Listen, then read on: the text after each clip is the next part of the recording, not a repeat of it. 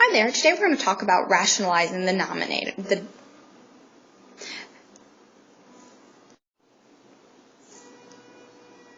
So today we're going to talk about rationalizing the denominator, what it is, and why we do it. It's something that is extremely important in algebra. If you don't rationalize the denominator, you could lose a lot of points on your homework and your answer won't be in its simplest form. So the first thing that we need to talk about is what a rational number is. So a rational number is a real number that can be written as a simple fraction, or simply put, a ratio. So what does that look like? Well, some examples of a rational number are 5, 1.75, and 0.001. And you might be asking yourself, well, how is 5 a rational number and 1.75 is? So we have to remember that by the definition, a rational number is a number that can be written as a fraction. So 5 is really equal to 5 over 1. Alright, and 1.75 is actually just equal to 7/4. It's also equal to a couple of other things, but that's just the easiest fraction that I can think of off the top of my head. And then 0.001 is actually just 1/1000th. So each of those numbers can be written as a simple fraction. Alright, well, what's not a rational number? So an irrational number is actually what we call those. And an irrational number is a number that cannot be written as a fraction or a ratio of two numbers. So example, the square root of 2 or pi. Well, there's no ratio that will give us pi, and therefore pi is an irrational number. When we're rationalizing the denominator, essentially what we're doing is moving the irrational number from the denominator to the numerator. We should do this because we shouldn't have an irrational number in the denominator. You should understand that you can have an irrational number in the denominator, however the fraction won't be in its simplest form. So it's very important that you do that, otherwise you could lose points or you won't get the same answer as your book, and then you'll be confused and think that you had the wrong answer. So how do we rationalize the denominator? Well, it's actually not that hard. There's a couple of different types of problems that you're going to run into when you're attempting to do this. So let's do an easy example. So here we have 1 over the square root of 2. So you'll notice here that in this example, our rational number is the square root of 2.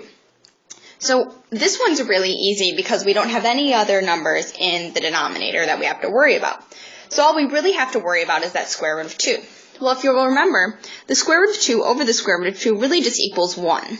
So by multiplying 1 over the square root of 2 by the square root of 2 over 2, we're really not changing the value of that fraction or ratio. We're simply multiplying it by the irrational number over the irrational number in attempts to get that irrational number into the numerator. So you'll see here we have 1 over the square root of 2 times 1, or the square root of 2 over 2. And you'll see here we take 1 times the square root of 2 over the square root of 2 times the square root of 2. And 1 times the square root of 2 is always going to be the square root. So we have the square root of 2 over the square root of 4. And if we simplify the square root of 4, because it looks like we might still have an irrational number in that denominator. However, the square root of 4 is 2. And once we make that simple little change, we get the square root of 2 over 2. So now we've rationalized the denominator, and we have the square root of 2 over 2, which is really the same thing as 1 over the square root of 2.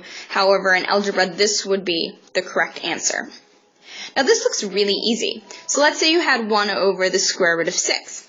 Same process. You're just going to times it by the square root of 6 over the square root of 6, and ultimately, you're going to end up with 1 times the square root of 6 over the square root of 6 times the square root of 6, which equals the square root of 6 over the square root of 36. Because remember, when we're multiplying square roots, we just keep the square root sign and we just take the two inner numbers and multiply them by each other. In this case, we get the square root of 36. Now, it looks like we still have an irrational number in the denominator, but all we have to do is actually just take the square root of 36, and we ultimately end up with the square root of 6 over 6, which is the square root of 36. And we now have a fraction in its simplest form, and we've rationalized the denominator. However, not all problems are going to be this easy, especially in an advanced algebra class, so let's take a look at something that's a little bit harder. Okay, don't get scared now, guys. If anybody gets that movie reference, let me know. I'm not going to give it away. So here we have 1 over 3 minus the square root of 2. All right, this looks a little bit harder. What do we do with this 3 minus 2 part of our fraction? Well, we need to get that square root of 2, or the irrational number, into the numerator. So let's try what we just did. We'll take 1 over 3 minus the square root of 2 and multiply it by the square root of 2 over the square root of 2. And ultimately, we end up with the square root of 2 over 3 minus the square root of 2, or 3 times the square root of 2 minus 4. That's bad. We still have that irrational number in the denominator. So what do? Well, the easiest way to solve this problem, and in fact, maybe the only way, I'm not sure, this is the best way I was taught, is that we have to multiply our fraction by the conjugate. Alright, so what is the conjugate? Well, the conjugate is just when we change the sign in the middle of the terms. So in our original example, we have 1 over 3 minus the square root of 2. So in this case, our conjugate is going to be 3 plus the square root of 2. Notice the sign change between the two numbers. So what we have to do is multiply our original fraction by that conjugate. So this conjugate looks really complicated, but it actually is just itself over itself, so it still equals 1. Essentially what we're doing here is not really changing the value of that original fraction, but instead we're just rationalizing the denominator. So once we multiply it by that, we end up with 3 plus the square root of 2 over our original value, 3 minus the square root of 2, times the conjugate, 3 plus the square root of 2. We could really FOIL the denominator, but in reality, we know that a plus b times a minus b is equal to a squared minus b squared. We don't really have to worry about the c here because that just goes away. So instead of FOILing, we'll just use this simple little formula right here that we know from our algebraic rules and go ahead and apply that to what we have. So we have 3 plus the square root of 2 over a, which is 3, and b, which is the square root of 2. Ignore the signs here because you're really only concerned about the negative in this rule. So we'll have 3 plus the square root of 2 over a squared, which is 3 squared, minus b squared, which is the square root of 2. So then we have 3 plus the square root of 2 over 9 minus what was the square root of 4, which I simplified to be 2 because we know the square root of 4 is equal to 2. And then we end up with 3 plus the square root of 2 over 7. That would be our final answer, and that is the fraction in its simplest form where we have rationalized the denominator. So let's move on to another example and try one more of these harder problems. We have 2 over 5 plus the square root of 3. So the first step is to notice that we've got 2 numbers in the denominator and that we need to get that square root up top. Alright, so why don't you guys go ahead and try to work this problem on your own, and I'll go ahead and work it out as well. Alright, so I hope that you've worked out this problem on your own, and let's go ahead and see what we get here. So the second thing that we need to do is identify the conjugate. The conjugate in this case is going to be 5 minus the square root of 3. So we're going to want to take our original fraction, 2 over 5 plus the square root of 3, and we're going to multiply it by 5 minus the square root of, got an extra 5 in there.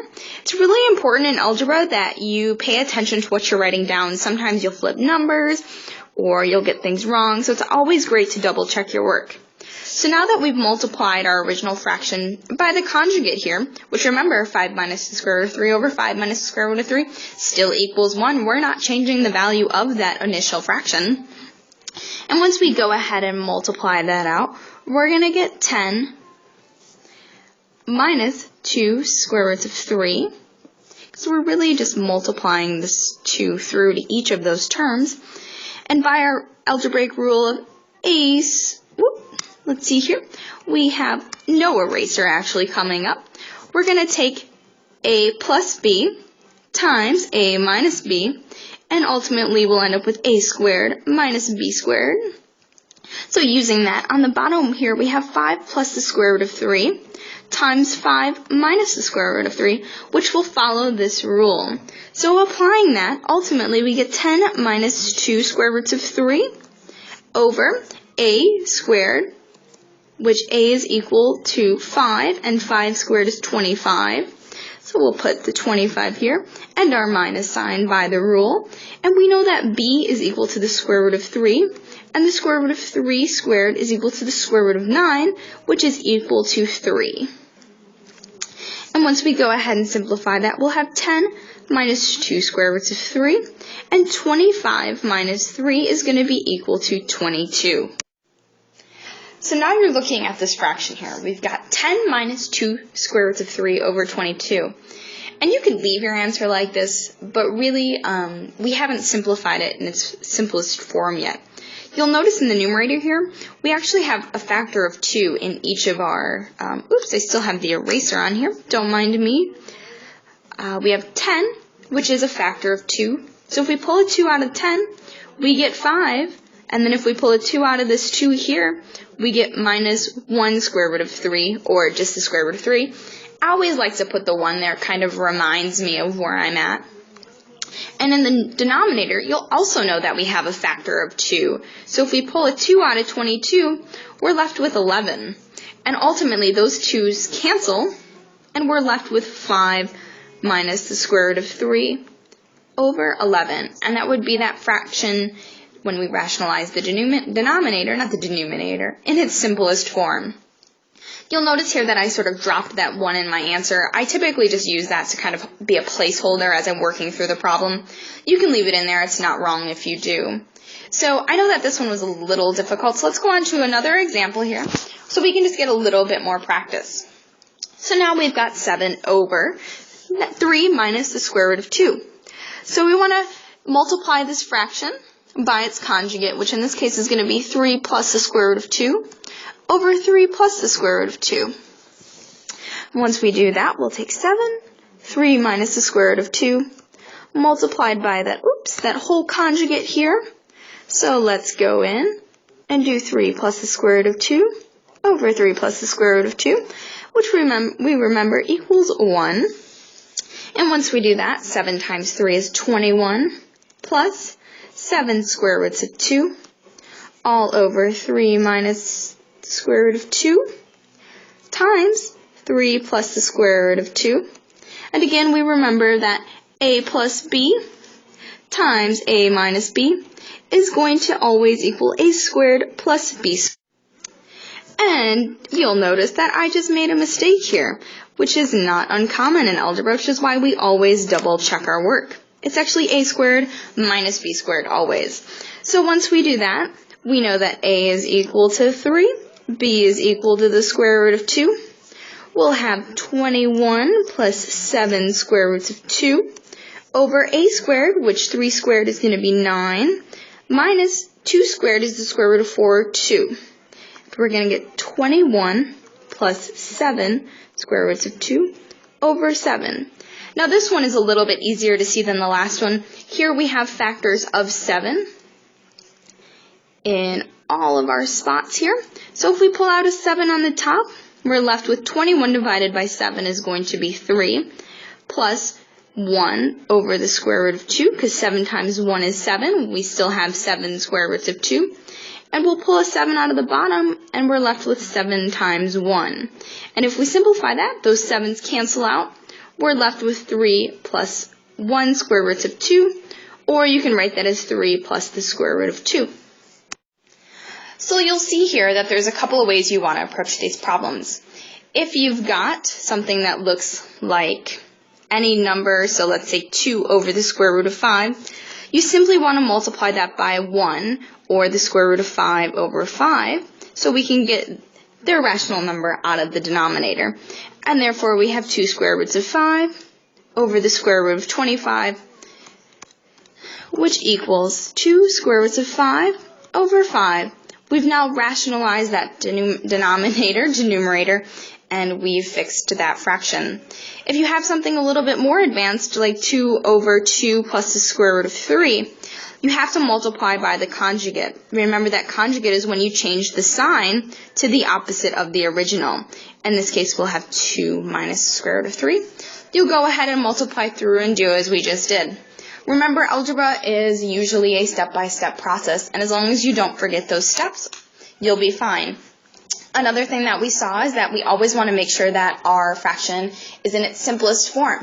So that includes, pulling out those coefficients that are common denominators or common multiples of those numbers, and go ahead and try to solve some on your own now.